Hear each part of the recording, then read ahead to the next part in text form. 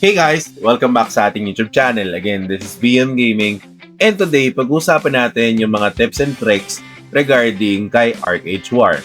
Anyway guys, kung bago ka pa lang sa ating YouTube channel, mag-subscribe ka na and i-hit mo na rin yung ating notification bell para lagi kang updated sa mga panibago nating uploads regarding kay ArcheAge War. Let's go!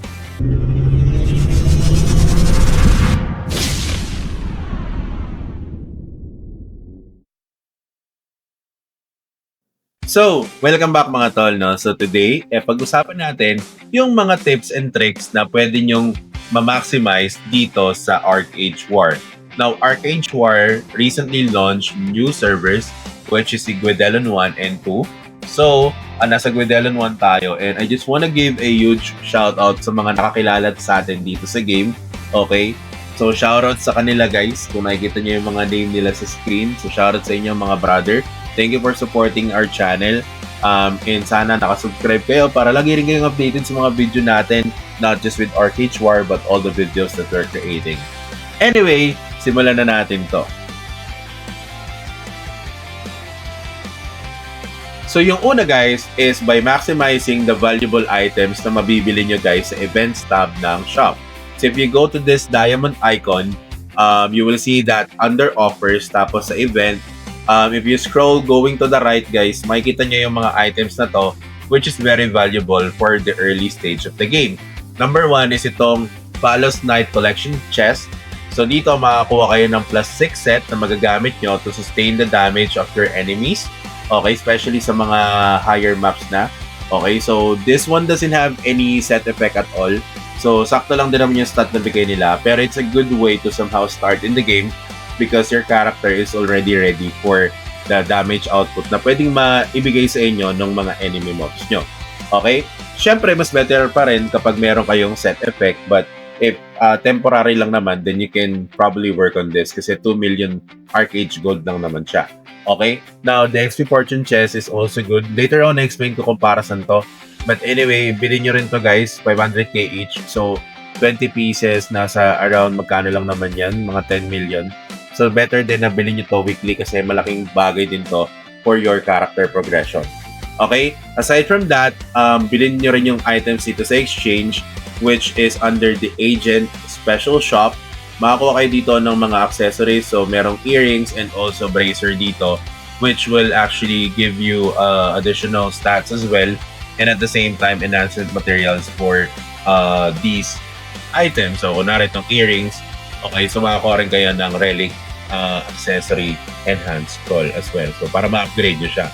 Now, this one, you will get 11 pieces, okay, per purchase. So, parang Night Cruise, guys. Sa Night Cruise, may ganito din before. Para kapag nag-upgrade kayo, guys, pwede nyo ma-upgrade up to plus 5. Kasi kapag plus 5 and up, meron siyang additional stat na ma-unlock. So, ganun siya nag-work, guys. So, parang Night Cruise din talaga yung setup na itong type ng item na to. Okay, so bilhin nyo to kasi importante din to. And at the same time, kung hindi nyo gusto yung class na napili nyo, you can also buy the limited legendary class exchange ticket which would allow you to change your class if in any case na ayaw nyo yung class na napili nyo the first time. Okay? Second one is the leveling tip. Now, marami sa inyo in-overcomplicate yung leveling pagdating sa game na to. What you need to do is to level up from level 1 to 40 by just finishing the main quest. So, wala kayo ibang tatapusin guys kundi main quest lang. So, main quest lang ng main quest. So, dito guys, kung nakita nyo naman, level 51 na tayo. But, level 1 to 40, usually main quest lang yung gagawin nyo dyan. Now, when you reach level 40, dito na pumapasok yung binili natin sa events tab kanina, which is si XP Fortune Chest. Kapag bumili kasi kayo nito guys, makakakuha kayo ng XP Potion na pag ginamit nyo, automatic makakakuha kayo ng 40 million XP. So this is available weekly. So ibig sabihin, talagang pinapalevel nila kayo ng mabilis para makakatch up or para talagang maganda yung maging progress na dito sa game na to. Okay? So basically, isa sa mga tips na mapaprovide ko in terms of leveling is to always buy this kapag available siya sa weekly. Unfortunately guys, kanina ko lang itong umaga na discover, so hindi tayo nakabili last week.